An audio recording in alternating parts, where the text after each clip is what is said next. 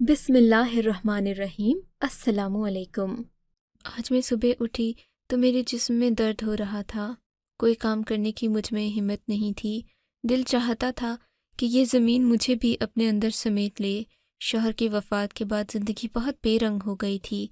मैं अभी ये बातें सोच ही रही थी कि कमरे में मेरी नंद दाखिल हुई। वो बहुत खुश लग रही थी। आते ही उसने मुझे सलाम किया और मेरे हाथ में 5-5 हज़ार के 3 नोट थमा दिए। नोट देखते ही मेरी आंखें खुली की खुली रह गईं। मैंने इस घर में कभी 1,000 रुपये का नोट नहीं देखा था, तो ये मुझे 15,000 क्यों थमा रही थी। मैंने हैरत से अपनी नंद की तरफ देखा तो वो बहुत खुश लग रही थी। मैंने सवालिया नज़र से पूछा, क्या बात है भाभी, इतना हैरान क्यों हो रही हैं? ये तो समझें कि भाई की कब्र पर फातिहा करने के आपको पैसे मिल रहे हैं। क्या मतलब? मैं चौंक गई थी। मतलब कुछ नहीं भाभी, बस आपको पैसे दे रही हूँ तो आप ले लो। आपकी बहुत बड़ी कुर्बानी है। बहुत मेहनत करती हो आप। उस मेहनत के बदले में इतने पैसे तो बनते ही हैं भाभी। आप परेशान नहीं हूँ, मैं आपको हमेशा इतने पैसे देती रहूँगी। बस आप भाई की कब्र पर इसी तरह फातिहा पढ़ने जाया करें। मैं अपनी नंद की बात सुनकर हक्का बक्का रह गई थी। वो मुझसे कह रही थी कि ये आपकी मेहनत की कमाई है। हालांकि मैंने तो अभी तक ऐसी कोई मेहनत नहीं की थी जिसके मुझे 15,000 रुपये मिलते।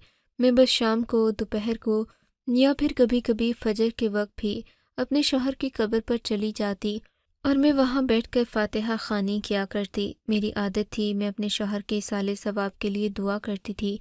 पर शौहर के लिए बीवी कुछ पढ़े उसके पैसे तो नहीं होते। ये बड़ी अजीब बात थी। खैर, मैंने वो पैसे अपने पास रख लिए क्योंकि मुझे उन पैसों की शिद्दत से ज़रूरत थी। मैं अपने जेवर बिल्कुल भी बेचना नहीं चाहती थी। ज़िंदगी में मुश्किल वक्त आन पड़े। मैंने वो 15,000 रुपये अपनी अलमारी में रख लिए और सोचने लगी कि मेरी नंद आखिर मुझसे क्या चाहती है। इतने में वो दोबारा कमरे में दाखिल हुई। बोली कि भाभी, आज अम्मी घर पर नहीं हैं, वो अपने किसी काम से गई हैं। मैं कुछ मेहमानों को बुलाना चाहती हूँ। अगर वो होती तो मैं आपको हरगिज़ ना कहती, लेकिन वो क्या है ना कि मेरे मेहमान आ रहे हैं और मैं उनके सामने अच्छा खाना रखना चाहती हूँ। तो अगर आप मेरे लिए खाना बना दें तो मुझे बहुत खुशी होगी।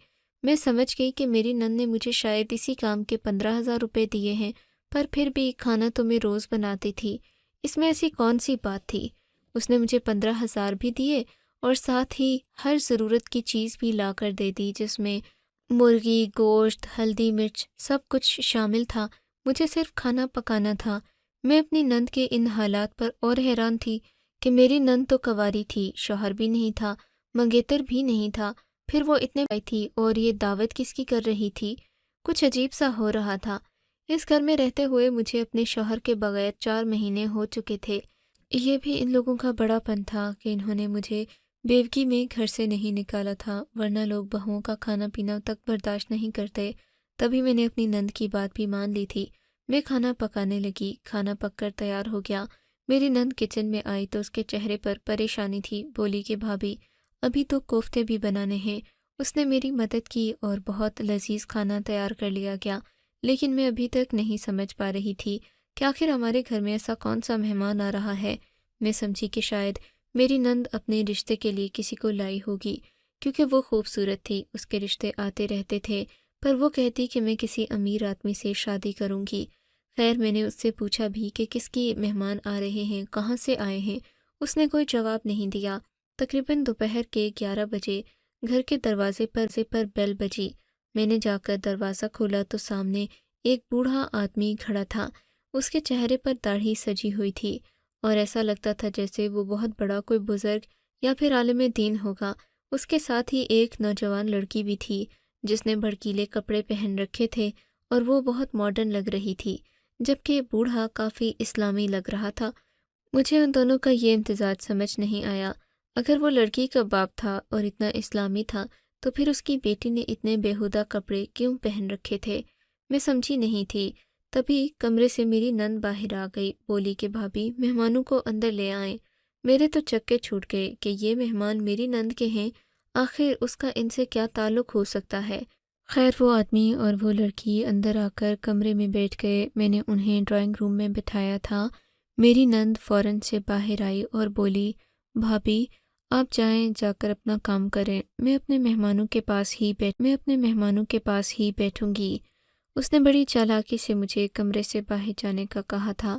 میرا دل ذرا بھی نہیں چاہتا تھا کہ میں کمرے سے باہر جاؤں۔ اس اجنبی آدمی اور لڑکی کی باتیں سننا چاہتی تھی۔ آخر کوئی تو وجہ تھی کہ یہ لوگ یہاں پر آئے تھے۔ میری نند نے مجھے کہا کہ میں جا کر کھانا لے کر آؤں، حالانکہ کھانا میں نے دوسرے کمرے میں ڈائننگ ٹیبل پر لگا دیا تھا۔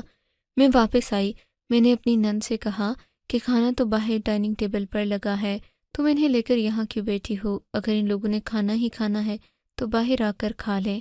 لیکن یہ بات کہنے کے لیے جب میں کمرے میں گئی تو یہ دیکھ کر میری حیرت کی انتہا نہ رہی کہ میری نند نے کمرے کا دروازہ اندر سے بند کر رکھا تھا۔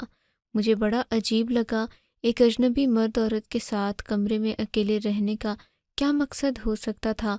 میں نے دروازہ بجانا شروع کیا۔ نند نے دروازہ کھولا تو 2 منٹ گزر چکے تھے۔ میں نے غصے اور تم نے دروازہ بند کیوں کیا تھا؟ کیا بات ہے؟ کون ہیں یہ لوگ؟ میری بات سن کر میری نند ہنس پڑی اور بولی، ارے بھابھی، دروازہ میں نے نہیں بند کیا تھا، وہ تو غلطی سے بند ہو گیا تھا۔ رہی بات ان لوگوں کی تو یہ بہت ہی نیک انسان ہیں، میرے برسوں پرانی دوستی ہے ان سے۔ ان کی بیٹی میری سہیلی تھی، ہم لوگ اسکول میں ساتھ پڑھتے تھے۔ بس وہ اب میری سہیلی کی وفات ہو گئی تو میں نے سوچا کہ اس کے گھر والوں سے مل لوں۔ میری نند کے چہرے پر جھوٹ صاف لکھا تھا۔ خیر میں نے زیادہ بات نہیں کی، میں کسی بھی طریقے سے کوئی تماشا نہیں بنانا چاہتی تھی، بس دعا کر رہی تھی کہ جلدی سے میری ساس گھر آ جائیں، وہ سارا معاملہ خود اپنی آنکھوں سے دیکھ لیں، پر اس کی نوبت نہیں آئی۔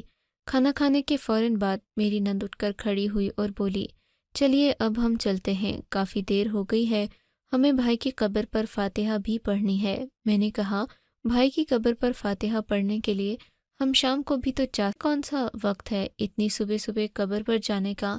یہ سن کر میری نند نے مجھے عجیب سی نظروں سے دیکھا اور بولی، بھابھی میں آپ کے فاتحہ پڑھنے کا نہیں کہہ رہی، ان لوگوں نے بھائی کی قبر پر دعا کرنی ہے، میں انہیں خصوصی طور پر لائی ہوں تاکہ یہ بھائی کی قبر پر دعا بھی کریں اور ان کو برکت بھی ہو۔ میں نے کہا، ٹھیک ہے تم ان کے ساتھ چلی جاؤ۔ بولی کہ میں اکیلی تو نہیں جا سکتی، آپ میرے ساتھ آئیں گی، ویسے بھی آپ روزانہ ہی فاتحہ پڑھتی ہیں، آپ کو چاہیے کہ آپ خود بھائی کی قبر پر میرے ساتھ چلیں۔ ہم لوگ علامہ صاحب کے ساتھ وہاں پر فاتحہ پڑھنے کے لیے جائیں گے، آپ کو چاہیے کہ آپ بھی وہاں پر ہمارے ساتھ موجود ہوں۔ غیر لوگ آپ کے شوہر کی قبر پر فاتحہ پڑھنے جائیں گے اور آپ کیا گھر میں بیٹھی رہیں گی؟ نند کی باتیں سن کر میں حیران ہو گئی تھی۔ فاتحہ تو میں پہلے بھی پڑھنے جاتی تھی، اس میں کوئی خاص بات نہیں تھی کہ مجھے کسی کی مدد کی ضرورت پڑتی، پر اپنی نند کے اصرار کرنے پر میں بھی ان لوگوں کے ساتھ چلی گئی۔ وہ لڑکی جس نے بھڑکیلے کپڑے پہنے ہوئے تھے وہ بار بار مجھے عجیب نظروں سے دیکھ رہی تھی، جبکہ وہ بوڑھا جس نے داڑھی رکھی تھی وہ بس نظریں جھکا کر چل رہا تھا، جبکہ میری نند اسے غور سے دیکھ رہی تھی۔ ہم اسی عجیب سی کشمکش میں قبرستان پہنچ گئے تھے۔ یہ تقریباً ظہر کا وقت تھا جب یہاں پر فاتحہ شروع ہوئی تو اس آدمی نے مجھ سے کہا کہ آپ ذرا قبر کے قریب کھڑی ہو جائیں۔ اس نے مجھ سے پہلی بار بات کی تھی اور مجھے اس کی بات ماننا ہی پڑی۔ میں جا کر اپنے شوہر کی قبر کے بالکل قریب کھڑی ہو گئی۔ پھر وہ آدمی میرے پاس آیا اور ایک چکر میرے گرد کاٹ کر کہنے لگا، آپ اپنے شوہر کی قبر پر آتی رہا کریں، اس طرح ان کی روح کو سکون ملے گا۔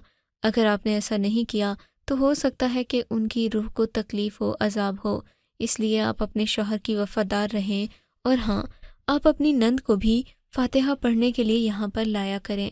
جتنے زیادہ لوگ ہوں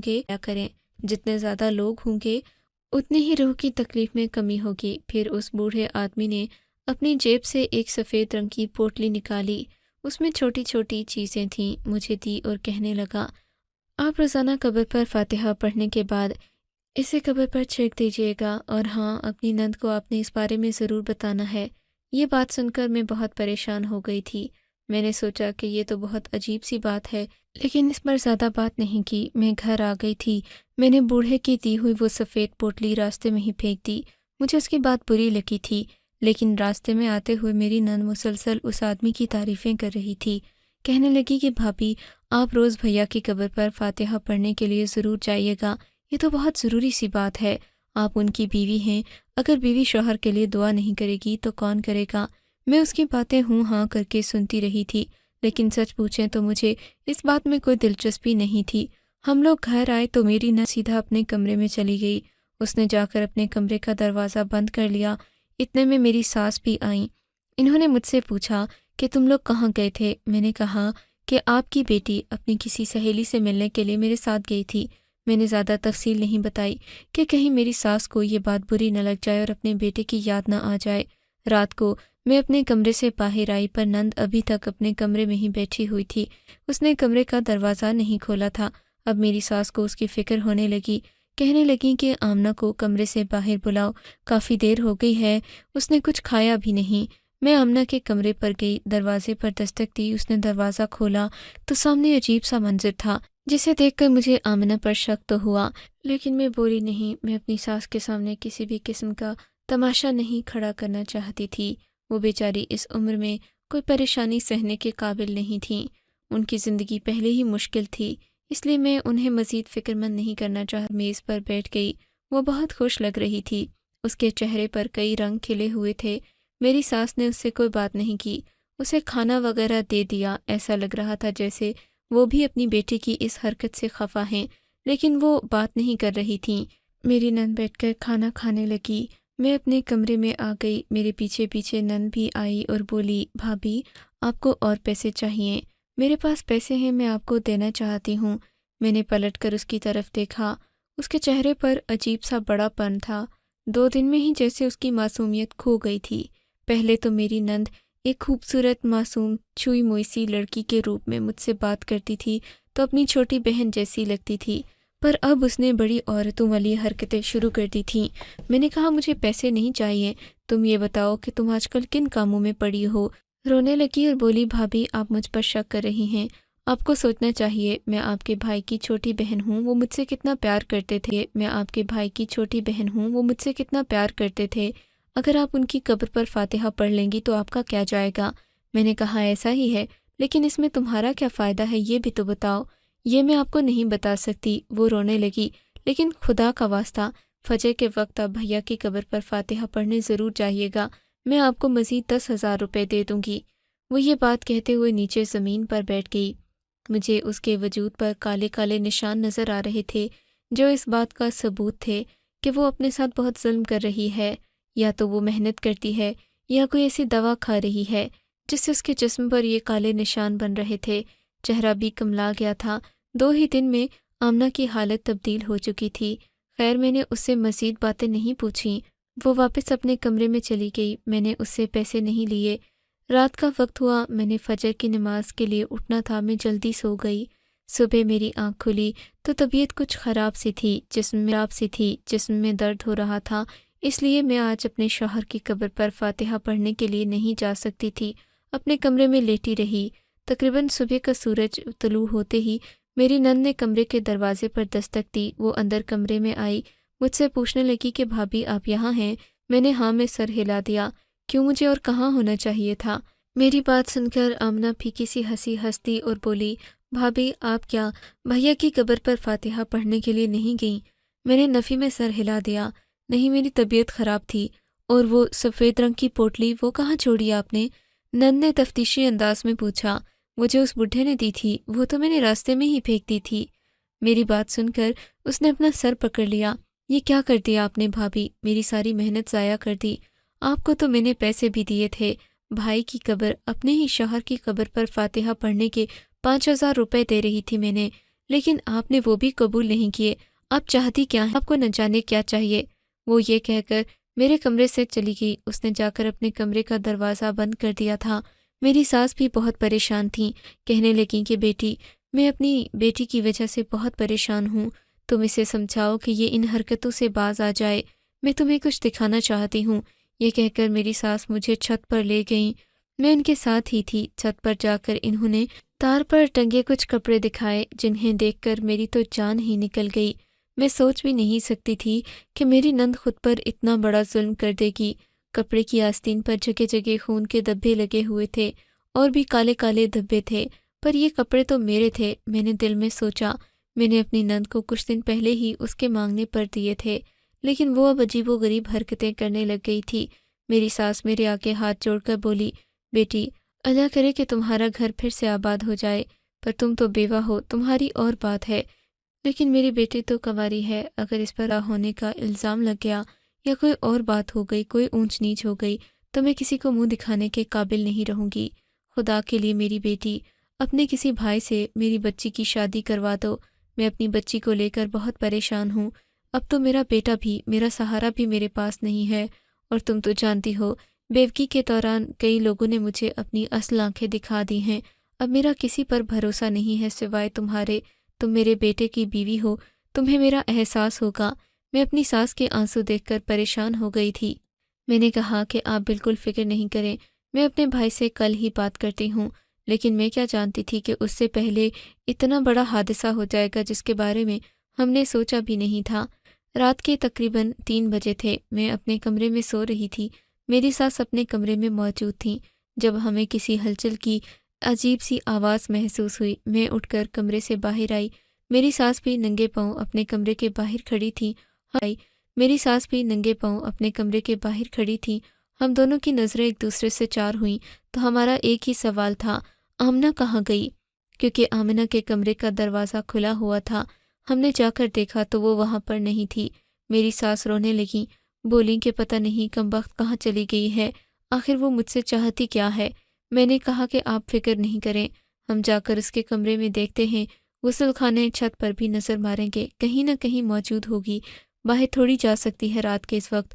میں اور میری ساس نے پورا گھر ڈھونڈ لیا، واش روم، چھت، کوئی جگہ نہیں چھوڑی، مگر وہ مجھے کہیں بھی نظر نہیں آئیں۔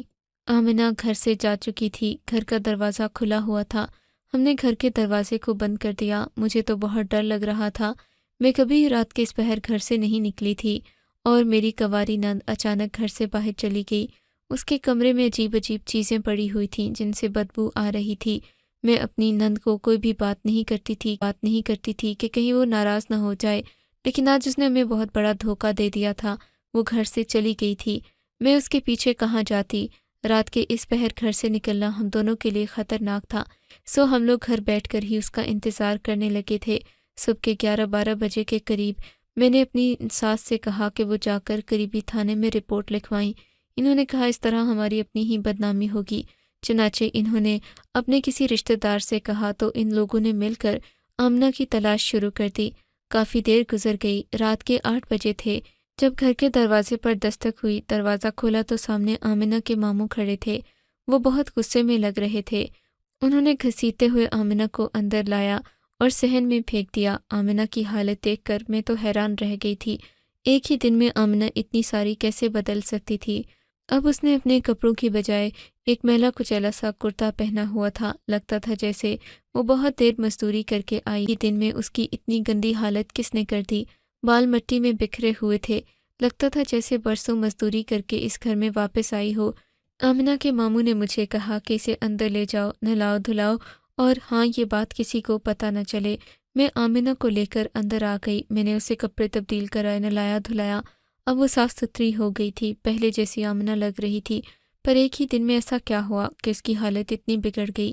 میں نے پوچھا تو وہ پھوٹ پھوٹ کر رونے لگی، بولی کہ بھابھی مجھے معاف کر دو، میں نے بہت بڑی غلطی کر دی، میں آپ کے سامنے کبھی نظر اٹھا کر نہیں چل سکتی، میرا خطا ہی اتنی بڑی ہے، میں نے تو آپ کو بھی لوٹ کر کھانے کی کوشش کی اور اپنے بھی ماں باپ کا نام ڈبو دیا۔ یہ کہہ کر آمنہ مزید رونے لگی، اب تو مجھے اس کے رونے سے الجھن ہونے لگی تھی۔ اتنی ہی دیر میں میری ساس بھی کمرے میں داخل ہو گئیں، انہوں نے آمنہ کو سامنے بیٹھے دیکھا تو اسے تھپڑ مارنے لگیں، گھونسے مار مار کر بیچاری کو بے حال کر دیا۔ بڑی مشکل سے میں نے آمنہ کو چھڑایا، تمہارے ماموں نے مجھے سب بتا دیا ہے۔ ارے کس چیز کی کمی چھوڑی تھی میں نے جو تو نے پیسے کمانے کے لیے اتنا گھٹیا طریقہ اختیار کیا؟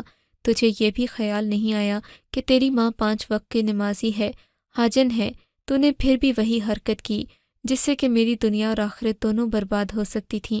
آمنہ تجھے کس چیز کی کمی تھی؟ کیوں تو اتنے پیسے کی پجاری ہو گئی کہ تو نے اپنی بیوہ بھابھی کو بھی نہیں بخشا؟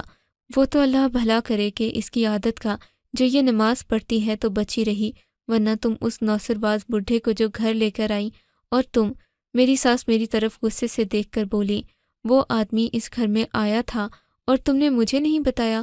یہ بھی اس کے پاس جاتی رہی اور تم مجھ سے یہ کہتی رہی کہ یہ اپنی کسی سہیلی سے ملنے جاتی ہے۔ ارے وہ نوسر باز ہے، ایسے ہی جوان لڑکیوں کو پھانستا ہے یہ کہہ کر کہ وہ ان کو راتوں رات امیر کر دے گا، پھر ان سے عجیب و غریب عمل کرواتا ہے۔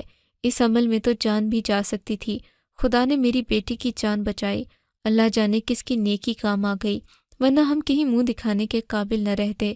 ساس کا غصہ بھی بجا تھا، میری نند کو ایسا نہیں کرنا چاہیے تھا، اور پھر قبروں، مردوں اور ایسی کسی بھی چیز کے ساتھ عمل کرنا اور اسے پیسے کمانے کا ذریعہ سمجھنا بہت بڑا گناہ ہے۔ کالے جادو کی تو اسلام میں ویسے بھی بہت بڑی ممانعت ہے اور یہ گناہ کبیرہ ہے۔ انسان کو ان ساری خرافات سے دور رہنا چاہیے۔ میں نے اپنی نند کی شادی اب اپنے بھائی سے کرنے کا ارادہ بدل لیا ہے۔ آپ کا کیا خیال ہے؟ کیا ایسی لڑکی میری بھابھی بننے کے لائق ہے؟ آپ کو اگر یہ کہانی اچھی لگی ہے تو اس ویڈیو کو لائک کیجیے اور اس طرح کی مزید کہانیاں سننے کے لیے ہمارے چینل کو ضرور سبسکرائب کیجیے۔ کہانی سننے کا شکریہ۔ آپ سے ملاقات ہوگی اگلی ویڈیو میں، تب تک کے لیے اللہ حافظ۔